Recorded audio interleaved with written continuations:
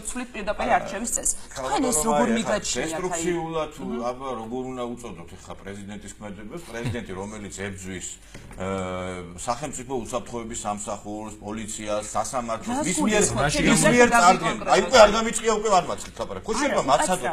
თქვენზე ამაქვს ლაპარაკი. მე გასაგებია, მაგრამ აი როდესაც წარადგინა თვითონ ის უზენაესი სასამართლოს კანდიდატები, რომლებიც მე დაამტკიცეს იმ სასამართლოს გადაწყვეტილებას უწოდა, ეს არის შეურაცხყოფელი გადაწყვეტილება რუსთავიორთან დაკავშირებით. და სტრასბურგთან დაკავშირებით, თურმე სტრასბურგზე კრიტიკა არ შეიძლება და აქ ამ მოსამართლეებს თუ გინდა მყარი და ცოცხალი, რა ვიცი, აგილე და რა თქმა უნდა. არა, ნაზღაიძის პრეცედენტი მე. დავამხატეთ ბატონო მაია, იცი რა, ჩამოვაყალიბო რა, ხო შეიძლება. აი უკვე მე ვფურს, აი კეთილი 10 სტუმრების ყველა საათი და მეც მაცადეთ რა. შეიძლება ჩამოვაყალიბო პოზიცია. შეხვედრა შეკითხვა ჩნდება, ანუ რა ნიშნავს სტრასბურგის გადაწყვეტილებაზე?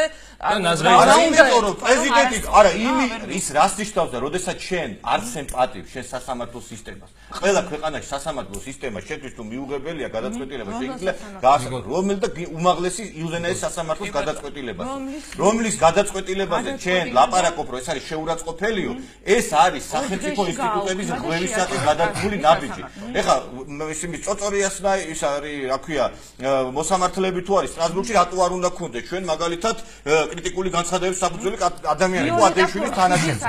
მე ერთი რამე უნდა ითქვა.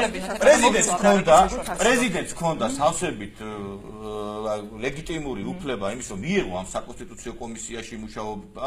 ჰქონდა წარმომადგენლობა და კაცმა არჩია წვადებია და დამართავრებინეთ რა. აი ვიტყვი და ეგრევე მაშინ დამართავრებინეთ რა.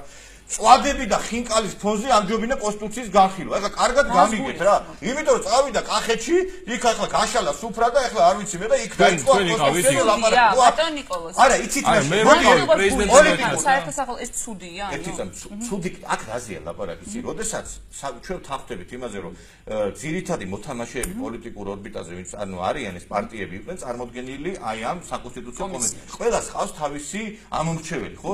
ანუ ეს ადამიანები გამოხატავდნენ კონკრეტული ამომრჩევლის აქ განწყობილებას, ხო? ეხლა მასე მოდი დავშალოთ მაშინ პარლამენტი, იმიტომ რომ 150 კაცი ვერ გამოხატავს ქართული ხალხის ნებასო და 3 მილიონი კაცი შევიყვანოთ. ეხლა ეს რა ლოგიკა არის?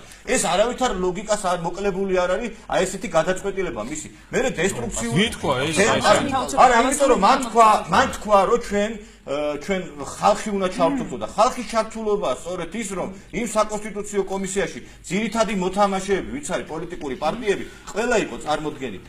კონსენსუსი გვაქვს ნულოვანი ამ არა მარგველაშვილთან დაკავშირებით, როდესაც აი ყველა თითქმის აი ქვეყანაში, როდესაც პრეზიდენტი საპარლამენტო მმართველობა არის, პრეზიდენტს აკისრია კრიზისების განმუხტვის ფუნქცია აქვს. ჩვენთან პრეზიდენტი ქმნის კრიზისებს. იმიტომ რომ აი გავიხსენოთ მისი განცხადება კრიზისი უკაცრავად. არა, იმიტომ რომ ის აი გერმანიაში მაგალითად ჩვენ როდესაც ხა ევროპული არა, თქვენ ამბობთ ნუმერები აი საჩექნა უკაცრავად. აი საჩექნა და დაუსაბუთებელი ვეტოები, ის კონკრეტული მაგალითად დასაბუთებულად არა, ის კონკრეტული განცხადებები მისი რომლებიც თქვენ არგუმენტებურად საუბრობთ ახლა? არა, უბრალოდ ისეთ რამეს მე შეიძლება არ მიგაჩიათ რომ მე არ აღიარებ რომ დიდი ნაივანში არა, მოქალაქეები არ უნდა მონაწილეობდეს პოლიტიკურ მოქალაქეების ჩართულობა არის ორი საკონსტიტუციო კომისია ხა კიდევ 3 მილიონ კაცი ერთად ფორმალურ ჩართულობას განცხადებები ახსენეთ. არა, ვერ გავიგე უბრალოდ რაზე ლაპარაკობ. ხო, ვერ გაიგეთ, შემოკარგო ხა არ არის თქვენ გაუგებარია შეიძლება. რატო ვერ გაიგეთ ვისთან კონსენსუსზე ლაპარაკობ? ვისთან აი ამ საკონსტიტუციო აი ესე ხუთ ნულოვანი კონსენსუსი გვაქვს საერთოდ არავინ არ ეთანხმება. დემოკრატიის ფუნდამენტური პრინციპი არის, როდესაც მოგებულ პარტიას მიაქვს ყველაფერი თუ არა შეიძლება გაითვალისწინოს ოპოზიციის პოზიცია და შეუძლია არ გაითვალისწინოს. ეხლა როდესაც ვლაპარაკობთ აგერ ბატონმა თქვა რომ აი მეც მეთანხმები იმასო რა შეიძლება მეტი პარტია იყოს წარმოდგენილი პარლამენტში და ეს დემოკრატიისთვის კარგი ხდება, მაგრამ თუ ვერ შევიდა ეხლა კი ბატონო ის დაწევაზე თუ დათანხმდებია კარგი ვერ შევა თუ ისაც საერთოდ სისტემას მიიღებ როგორცაც ეხლა ვიღებ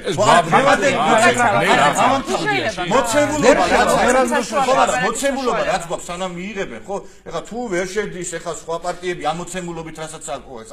არა, ამ საარჩევნო სისტემით თუ ვერ შევიდა რა ხდას ხელისუფლება. თუ ვერ შევიდა რა ხდას 52% მიიღო და 76%. მე ესეთი პოზიცია რომ 50 ახლა ნაციონალური მოძრაობიდან განაცხადა ქალბატონმა რომ აი ეს ამომრჩეველთა სრული აი შემადგენლობის რომ ნაკლები მივიდაო მოსახლეობას რაღაც 51% იქიდან აიქთან არჩეული. ეხლა ვინმე დაადგინა რომ ეს რაღაცა არადემოკრატიულია ან ამის გამო შეიძლება ლეგიტიმაციის კითხვის ნიშნის ქვედა. თქვენ ისეთ რაღაცებს ლაპარაკობთ ქალბატონო ეს რაღაცა აი იურისტიულად არ არის სწორი. მე ირაკლი კობახიძეზე რო ითქვა ლაპარაკი მე ირაკლი კობახიძის მიმართ არაერთი კრიტიკული განცხადება გამიკეთებია მაგრამ ირაკლი კობახიძეს ეხა პარლამენტის თავმჯდომარე არის კონსტიტუციონალისტი. ის სანამ აირჩეოდა პარლამენტის თავმჯდომარე და საერთოდ ქართულ ოცნებაში სანამდე იქნებოდა მანამდე ქონდა პოზიცია რომ არაპირდაპირი წესით უნდა მე სამ პოზიციაზე ვარ იმიტომ რომ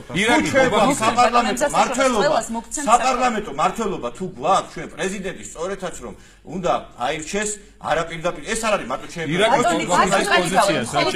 ამ შემთხვევაში საერთო კითხვა მაქვს მე კითხვა არ გამიჩნდა გეთანხმებით თუ საპარლამენტო რესპუბლიკა მოვდივარ ამაში გეთანხმებით თუ საპარლამენტო რესპუბლიკაზე ვთანხმდებით უნდა იყოს არაპირდაპირი წესით მაგრამ იმავდროულად მაგალითად დაუშვათ და შევთანხმდით ამას იმავდროულად კონდეს თუ არა ისეთი უნდა კონდეს თუ არა ისეთი საარჩევნო სისტემა რომელიც საპარლამენტო რესპუბლიკის კლასიკური გაგებით არა წინამდები მაგისი მე გეთანხმები რა თქვი იმერე რომ არ უნდა დაიწყოს ზუსტად ამას ვამბობ რომ თუ ხელისუფლება ამბობს რომ არგუმენტად მოყავს რომ ვართ საპარლამენტო რესპუბლიკა მაშინ დაწიე ბარიერი გააკეთე 3%-იანი ბარიერი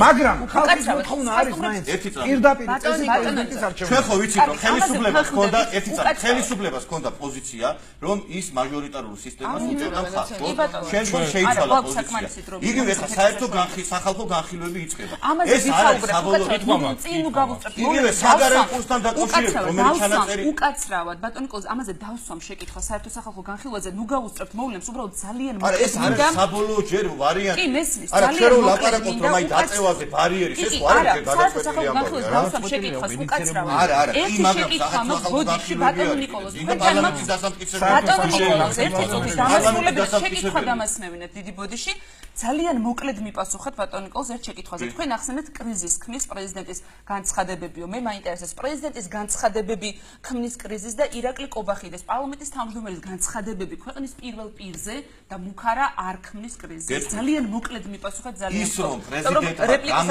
პარლამენტის თავმჯდომარის განცხადება გამოთქვა ეს არის მუქარა და პრეზიდენტი ეხლა ჩვენ რომ ისრაელში ცხოვრობთ თუ არ ისაუბრებს სხვანაირად მაშინ 2018 წლიდან ავირჩევთ არაპირდაპირი წესი ეს არ არის პრეზიდენტი ამოიცევა კარგად მაშინ ერთი წამი გავცეთ შეიძლება პასუხი კი ბატონო აი მოკლედ მიპასუხეთ აქ იცით რაზეა ლაპარაკი როდესაც ეხა კონტექსტიდან ამოგრეჯი ფრაზებს ნუ აზიტირებას ნუ გაუკეთეთ კონტექსტი კიდევ უფრო მძიმეა და არა პრეზიდენტი პარლამენტის თავმჯდომარემ თქვა რომ აქ არის საუბარი 2018 წლამდე შეიძლება ამოქმედდეს ეს არაპირდაპირი წესით შეიძლება ან გადაიწიოს ხო აქ ამაზე იყო ლაპარაკი და მე კიდე როდესაც აი დესტრუქციულ ელემენტებს განწყობილზე უნდა წავიდეთ თუ სუდია 2018 წელს სუდია და 2023 წელს პრეზიდენტი ხარ გამოდი ხარ და დაუსაბუთებლად ლაპარაკობ იმის შესახებ მაგალითად აგივე მოსმენებთან დაკავშირებით ეს შეიძლება გააკეთოს რომელიმე ოპოზიციურმა პოლიტიკურ პარტიამ მაგრამ პრეზიდენტი ხო არასამთავრობო ორგანიზაცია წამოაყენა არასამთავრობო და კოალიცია იყო შექმნილი ამ მოსმენების კანონის წინააღმდეგ არა მე არ მივეცი მე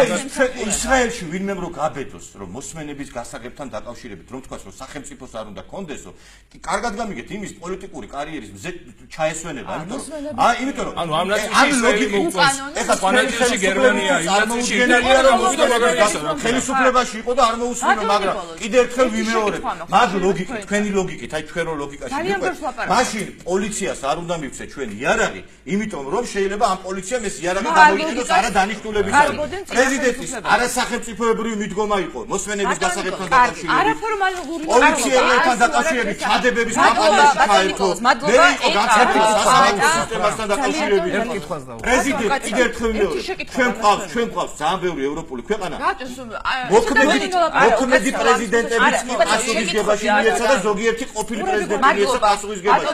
პრეზიდენტზე, პარლამენტზე და ყველაზე მაღლა დგას სასამართლო და მარგველაშვილი, როდესაც ლაპარაკობს დესტრუქციულ განცხადებებზე, მარგველაშვილს არ ქონდა იმის უფლება, რომ სასამართლო ხელის მიუხედავად იმისა, რომ ამ სასამართლო სისტემა შეიძლება არის მომისვი ნაზღაიძის და ნაზღაიძესთან დაკავშირებით განიმუხტა სიტუაცია, რომ ყველაფერი გაცხადა რაც აიდო დასმა ნაზღაიძესთან სასამართლო სისტემის წინააღმდეგ ბრძოლა არ შეიძლება. პრეზიდენტი, რომელიც სასამართლო სისტემას ვინებს სასამართლოს ეხლა მე ვარ აღარ მოგცემთ, იმიტომ რომ ბევრი დრო მიგაქვს და გამოიცა რომ რო შეიძლება გადავანაწილებ. მადლობა თქვენი პოზიცია გასაგებია. ეკა შეკითხვას თუ დავსვამ, შემდეგ ისე ბატონი ნიკოლოზი გწევს პასუხს და იქნება პრეტენზია პასუხს სიტყვით. ხო, ან არა, თუ შეიძლება. დაკითხვაზე ვარ. ბრალდებული ხო არა ვარ, თანაშაულს აღიარეთ. აი, დავასრულები. თქვენ ფიქრობთ თუ არა, რომ საქართველოში არაფორმალური მმართველობა? ამ ფიქრობ. კარგი, მაგრამ ეკას სიტყვას ვაძლევ, თქვენ ხართ ბიძინაფობიით შეპყრობილი, იმიტომ რომ ბიძინამ დაასრულა სააკაშვილის ხელისუფლება და შეიძლება ბიძინა ივანიშვილს რაღაცა ღმერთის გარდა შეუცდომელი არავინ და შეიძლება კონდეს შეცდომელი, მაგრამ ხეებიდან ეხა ადამიანი ესე იგი 10 საათზე რას წვეს გალებს, რახეს გადარგავს, ესე იგი ყველაფერი ჩვენმეც აღაბოს ესე იგი მაგალი ხმა და არ აქვს ჩვენს მაძლეობა ბიძინაფობიით შეპყრობილი ქართული ოცნების რომელი პოლიტიკური ლიდერს ქონდა რაიმე ბექგრაუნდი სანამ ბიძინა ივანიშვილი ეკას მინდა რომ სიტყვა მივცეთ და შემდეგ ბატონ პაატას. მინდა მიმართო